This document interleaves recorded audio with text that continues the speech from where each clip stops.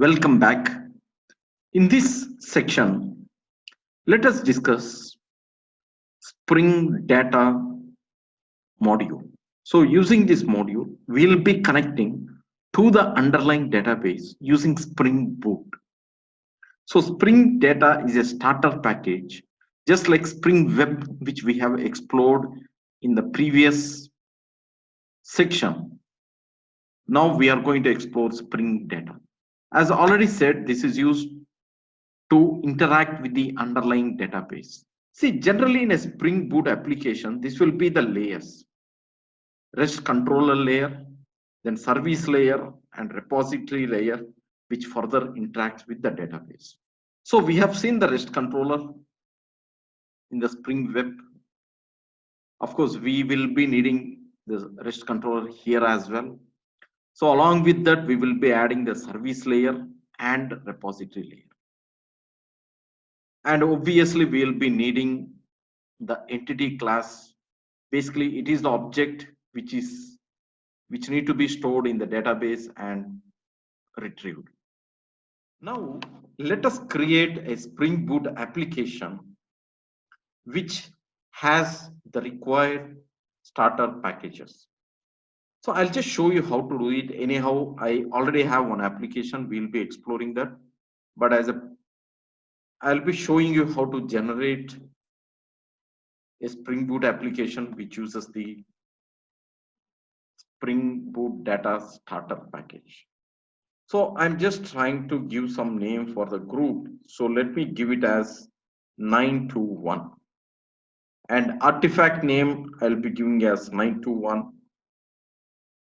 And here I'm leaving the Maven project, Java language, and the version, Spring Boot version as it is. Now, let me go and add the dependencies.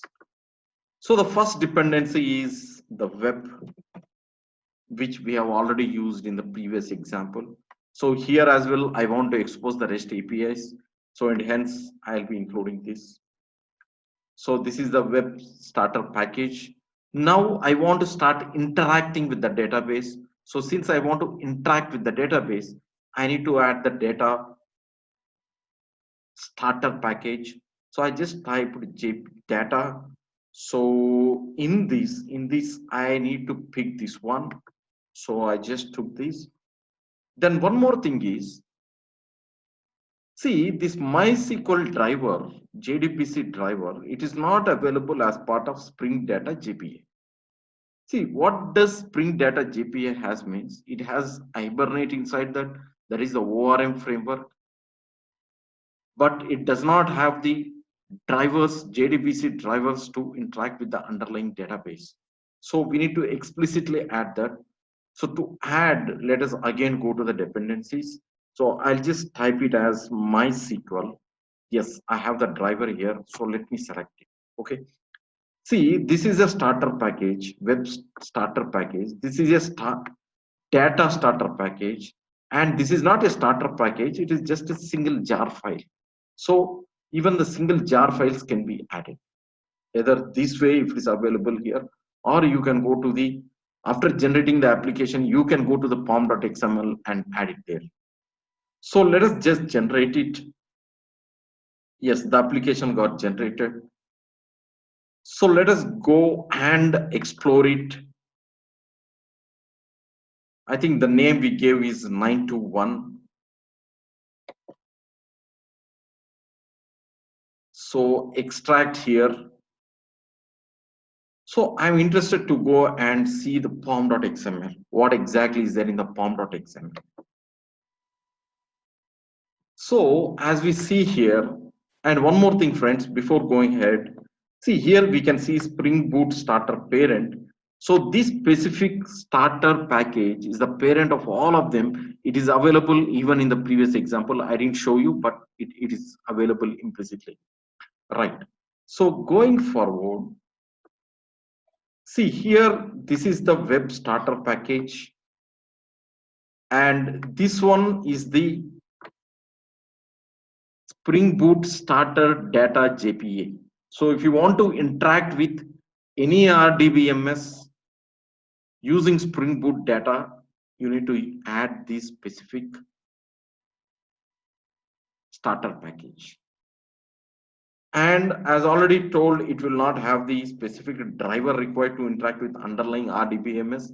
Let it be MySQL, let it be PostgreSQL, Oracle, whichever. You need to explicitly add that one. Okay, right. As you see here, it's not a starter package. So this gives us an indication that it's not necessarily that everything need to be a starter package like this. And even there can be a non-starter package dependencies like this in the pom.xml.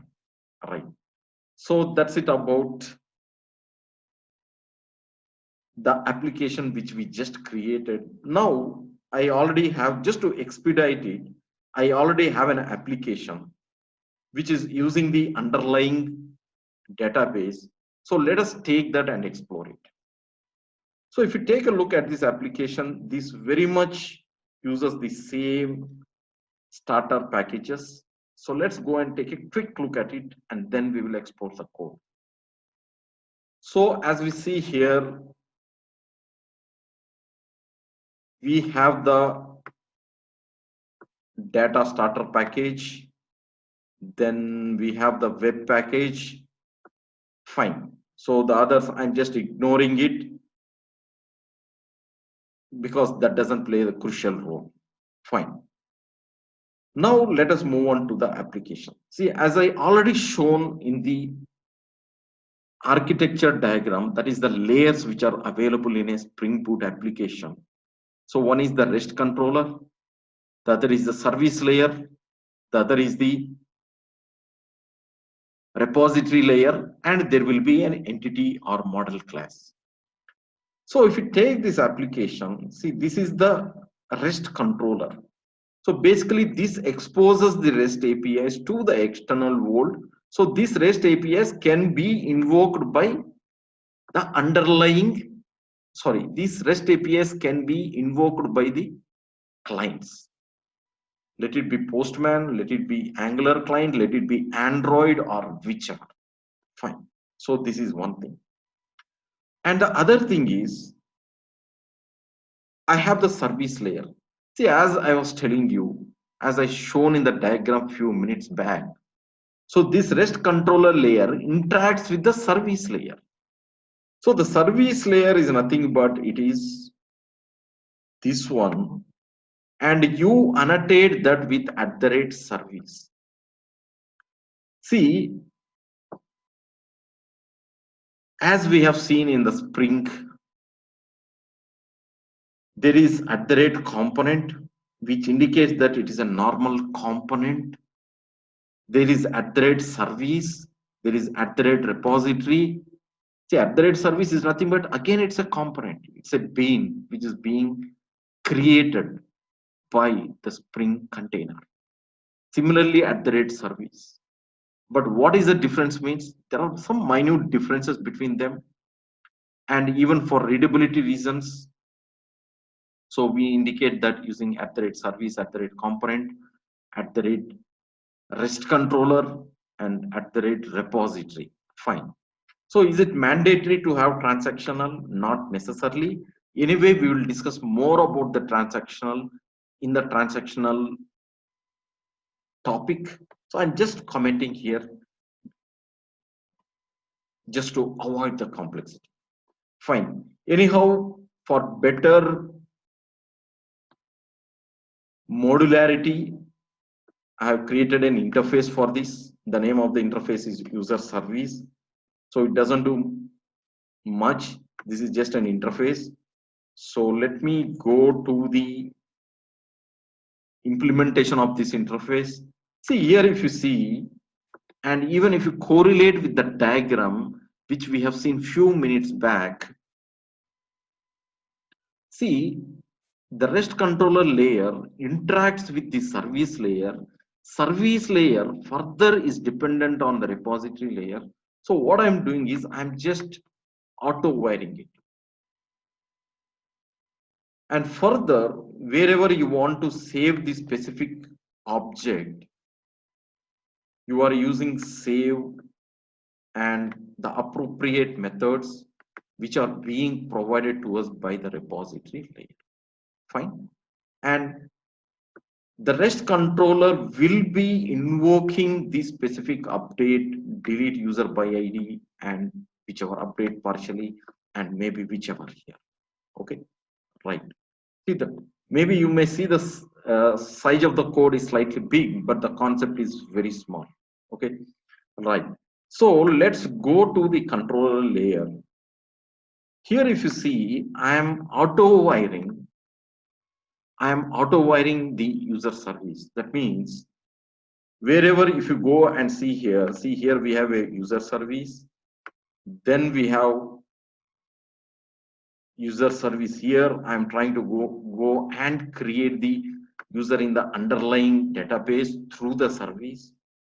So now we have clarity until service, and service is further dependent on the repository.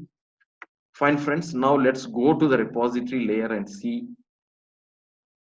what exactly is there in the repository layer. See, this is just the repository layer. Are we writing huge code here? No. Okay. So I'm just saying that extends CRUD repository. Here it can be either CRUD repository or JPA repository. So both of them are being provided to us by the Spring framework. That's it. This finally goes and interacts with the underlying database. So are we writing any code here? No, we are not writing any code. The code is being generated in the runtime on the fly. So the programmer is relieved of writing the routine code of interacting with the underlying database. Right. See, if you go to the service, you are using save method. So am I developing the save method in the repository? Am I doing it? No, I'm not doing it, because that code is being generated in the runtime using reflection. So who generates it? The Spring framework generates it for us. And it again is dependent on the Hibernate framework. So the Spring data starter which you added, internally it also has the Hibernate. As you know, Hibernate is a ORM framework, that is object relational mapping. Fine. So the advantage of ORM framework is, see, whenever you want to save an object, you can save as it is in the underlying database, and you can retrieve it back as an object. You need not worry about underlying which columns are available and what is the type of it and all the details. So you have to just use the object. And here we don't have the chance to even write that. The reason is even that specific code is being generated by the Spring Boot framework. Okay. So that is being generated and that is injected to us in the runtime. So that is the real power of dependency injection. So we are dependent on the repository, but the repository is being generated in the runtime and that is injected to us so that we can use it in our service layer. Okay, fine. Now the point is, we are telling that ORM framework, that is object relational mapping. So where do we have the entity class? See, entity class object is the one which you will be storing in the underlying database and you will be retrieving. So that is nothing but user. So we call user as an entity class or model class, whichever. So here, just to keep it simple, I'm just commenting this. We don't need this at the moment. Here, @entity is the annotation which indicates that. See, basically, when we have an entity class, we need to provide the mapping with the underlying DB table. Like, what is the name of the table which need to be created in the database? And what is the name of the each field? See, it is not mandatory to give @ column. Okay. In case you do not provide it, automatically it will consider this as the name of the column. So in case you want to give it the different name in the underlying DB, then you can give as name and use @ column annotation. So basically this indicates that this is a unique ID and this need to be automatically generated by the underlying database. So whenever you are creating the user, we are expecting that the database table generates the user. It is just like the auto increment. In MySQL, we have auto increment. In Oracle, we have sequence. So that is being generated and being assigned. So that is the reason we are specifying the specific generated value. Okay, so that is about the user. It is just a normal POJO class, but the only thing is we provide the mapping details. Okay, see, one more advantage of ORM framework is we need not worry about the underlying DB table. We give the object and it takes the responsibility of saving in the underlying database. It is not saved in the binary as it is. Again, there will be columns as indicated here, and each field in that specific object is being taken and inserted into that specific column. Okay, so the underlying ORM framework which is being used here is Hibernate. So how can we get convinced about that? Means very simple. Go to the Maven dependencies and check if we have Hibernate anywhere. Yes, we have the Hibernate core here, and we can see Hibernate validator. Okay, right, etc. So fine. So in case you have used the Hibernate framework earlier, you may be asking me that why I don't have the session factory here of the Hibernate and why I don't have the creation of the session, etc. The reason is all that is being abstracted by the Spring Boot framework. So from the repository, actually the code which is being generated on the fly, see, even we don't have the class here, we are just giving the interface and we are expecting the implementation of the to be generated in the runtime. Okay, so that specific code which is generated on the runtime that has the session factory and session, etc. of the Hibernate. So as a developer, we are relieved of all that. See, that is the real power of the Spring Boot. Okay, you can just develop the enterprise application in a matter of few minutes. Okay, right. Okay, now we got some clarity about the REST controller. We got the clarity about the service layer, about the repository layer, and about the entity class and the mapping, the underlying DB table. You may ask me, where am I specifying the database related details? That means where the DB server is running, what is the name of the database, and where are the credentials of the database like username, password, and all this. See, as I was telling you, all the configurations are automatically given in Spring Boot.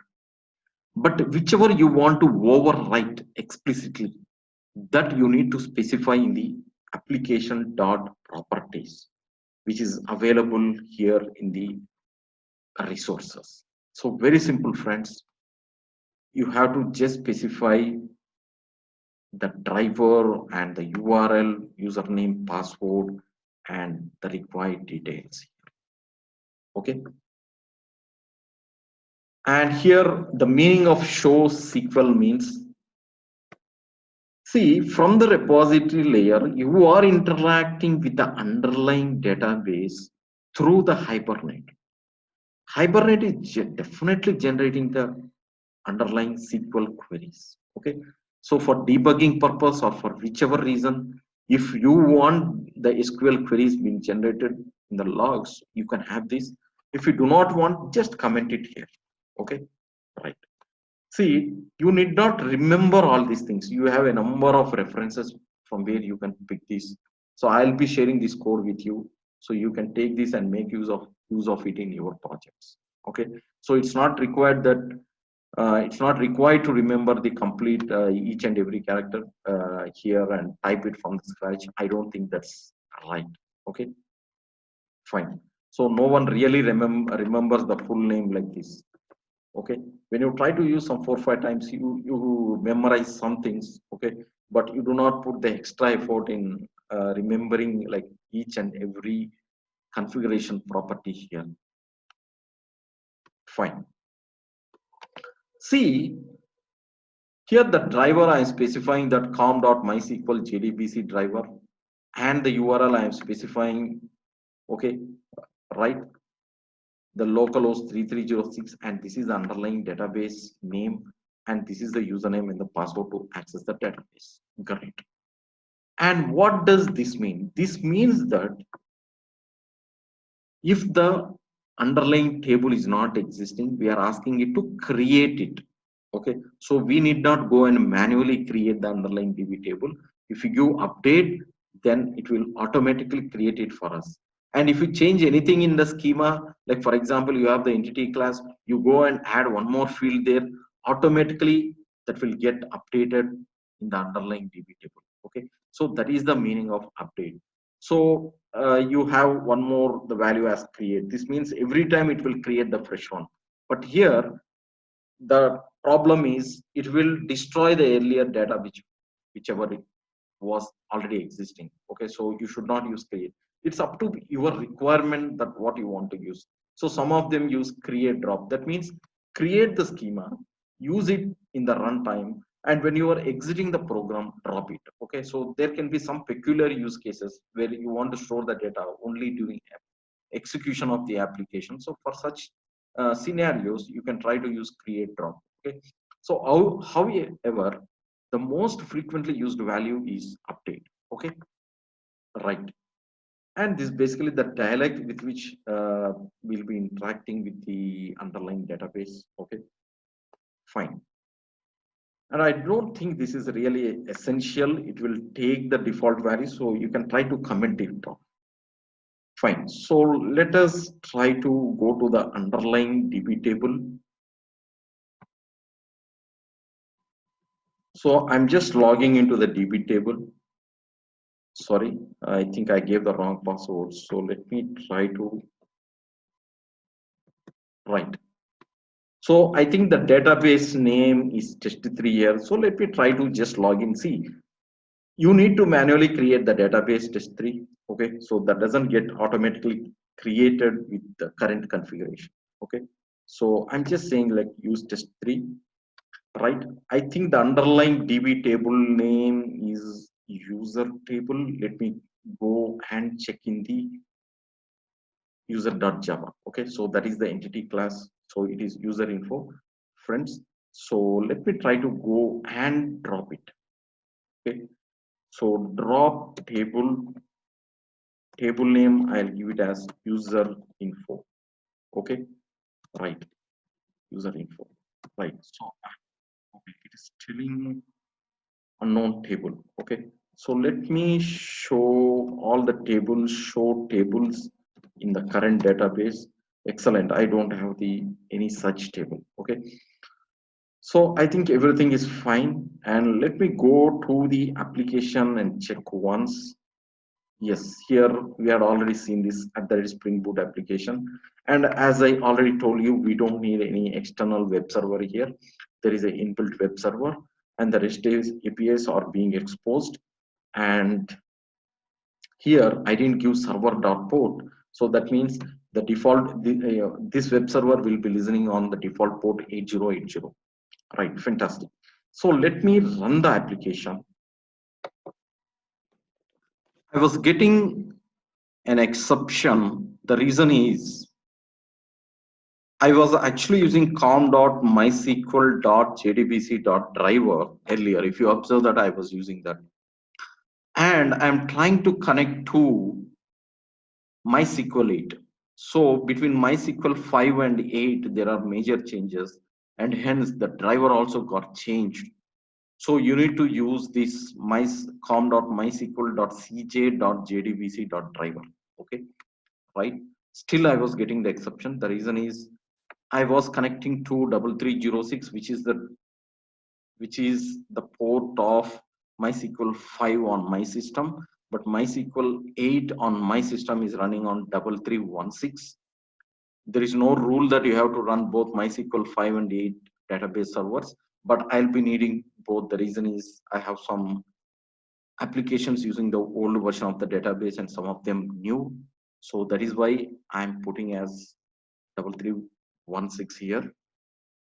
So fine. So I'm able to connect. And if you observe here, the table got automatically created. So let me do one thing. Let me try to shut it down and let me drop the table, or let me drop the entire database and create the database. Let us check if the table gets created automatically by the Hypermind. Okay, right. So drop database. So I'll give the database name test3. Okay, right. So by the way, if you haven't installed MySQL, you can install on your local system, or you can use the MySQL maybe from somewhere in your LAN or maybe on the internet, wherever. But you need to update this URL wherever I specified localhost colon port number appropriately. You need to update it. Fine. Now I need to create the database manually. So let me try to create it. Done. I created, and obviously I do not have any tables in this right now. Let us check if it gets created automatically. Fine. Okay. So let me try to run this. So when you are trying to run this application, actually the repository also gets activated that will make use of the entity class user, and it will automatically create the DB table. Okay. Thereby, it can be further used by the REST APIs. So do not think that the tables will get created only when you get the REST API, REST endpoint is being invoked. Okay, when the application is booting up itself, the database connection is being established. And if the table is not existing, it gets created. The reason is we gave the DDL auto option as update here. Fine. Okay. Right. Now, let's go and check in the database if our table got created. Yes, it got created. So let me just display this user info. I don't have the data, friends. So let me try to create the data by invoking the REST API, right? So I'll be needing a Postman tool. So let me open the Postman. See, we have already used the Postman in the previous example, right? Okay. So let me try to open it. So I already have the previous request. So let me try to use the user from there. Okay. Thereby, it will be easy for us. Okay. Right. So let me go and take this. So if I have a doubt on what is the JSON data to be used, very simple. Go to the user. So here ID, country, name. Okay.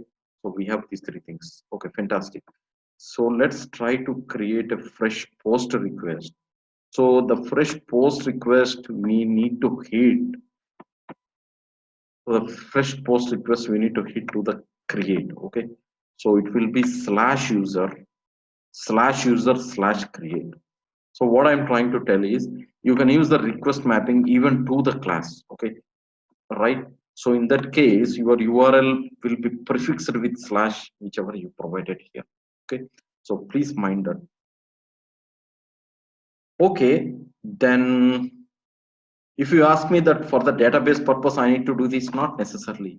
Even in the previous application also, you would have used at the rate request mapping for the class, but we didn't use it there. But in case we have multiple REST controllers in the single application, there is a chance of name collision, the URL. So to distinguish that, you can have the request mapping at the class level as well. Okay, so that is up to your requirement. Fine. Now I'm going to create a request from the scratch, or maybe I'll try to modify this. I think it's running on 8080, right? Then okay, I'm trying to use the body.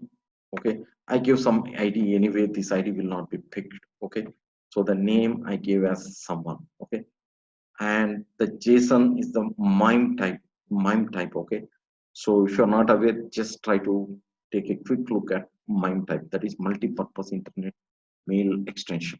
Okay, so I'm selecting the MIME type as JSON. Okay, right. So this goes as a part of the HTTP request. Okay, as a part of HTTP request as a body. Okay, so I'm sending as a post request. If it is a get request, then you cannot have the body in the request. Okay, but for post, yes, it is possible. So let me hit it.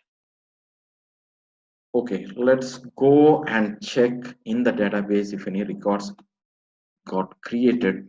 Fantastic, it got created. Okay, so in case there is any trouble, very simple, go and take a look at the console logs. There may be some exception, or you can try to put the logs and trace it out. Okay, so you can proceed that way, right? So let us try to create some more records, friends. So let's try to create some more records, and let us see if we have any code to create multiple records at a time. Okay, I don't think it is, but anyway, let's go and take a quick look at the code.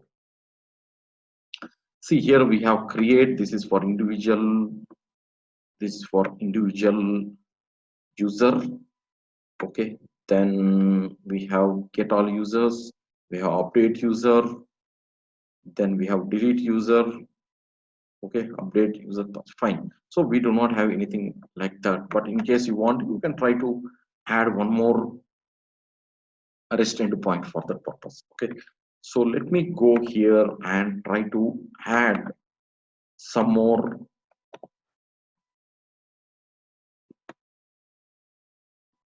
users. Okay, so here it's not necessary that I need to give the ID. Fine. So I'm just trying to give the name as, let me try to send again. Then I'll say Singapore. Let me give the name as some Kumar. Then let me give maybe Japan. Okay, I'm trying to give some name, add hoc characters, with add hoc characters, and let me send it. Fantastic. So let's go and check in the database if all those. Okay, fantastic, it got created. Now what we can do is, let's try to use a get request and get it. Okay, all right. Now if you have a doubt about the flow of the code, very simple, you can try to put the logs in the controller. You can try to put the logs in the service. Okay, in the repository you do not have chance because the code is being generated on the fly. Okay, fine. Now let's try to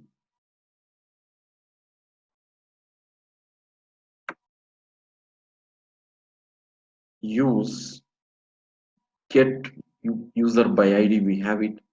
So let's try to get all the users. So there is slash get. Okay, right. So let me try to use user slash get. Okay, and obviously I need to change the HTTP method to the get. Okay, so let me try to, yes, we received it in the JSON array format because there are multiple records which are being provided to us. Fine. Okay, so similarly you can invoke other REST APIs. Now I made a small change to the application. Okay, so what I tried to do is, see, in repository until now we were using all the pre-generated methods. There is a provision for custom queries in the repository. Like for example, I need a method here to retrieve based on the name of the user and the country of his residence, his or her residence. So I can write the custom query. See here, I cannot give my own name. I have to follow some naming convention. The reason is I just provide the declaration. The underlying implementation is provided to us by Spring Boot. Okay. So you have to use like this only, like find by name and country. Okay. So these are the field names. So you have to follow this specific naming convention, right? So this is being generated by the Spring Boot framework.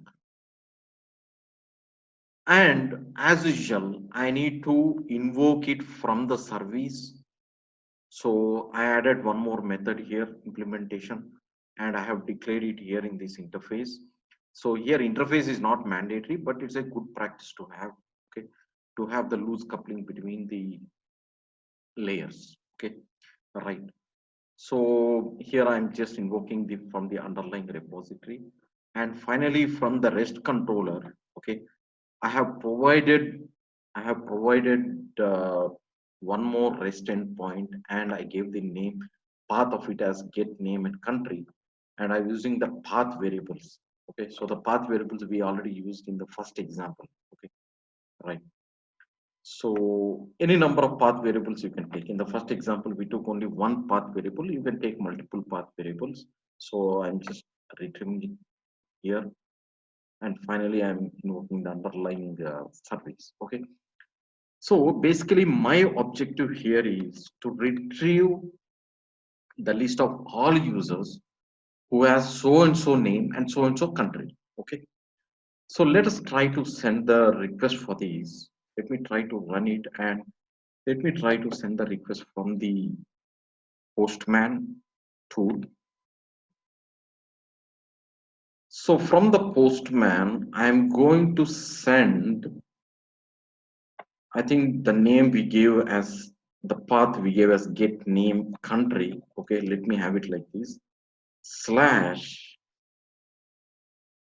I'll be giving the name of the person as, I think I gave as someone slash IND. See here I have only one user, but we are checking about the case where there are multiple users with the same name and belong to the single country. Okay, right. And here I don't have the body in the request, so I'm selecting none. Okay, everything looks okay. Let me try to send the request. Fantastic, I got it. I got it, but I got it in the square bracket. The reason is it is a list. It's an array, JSON array. The reason is, as I already told you, there can be multiple users who have the same name and belong to a specific country.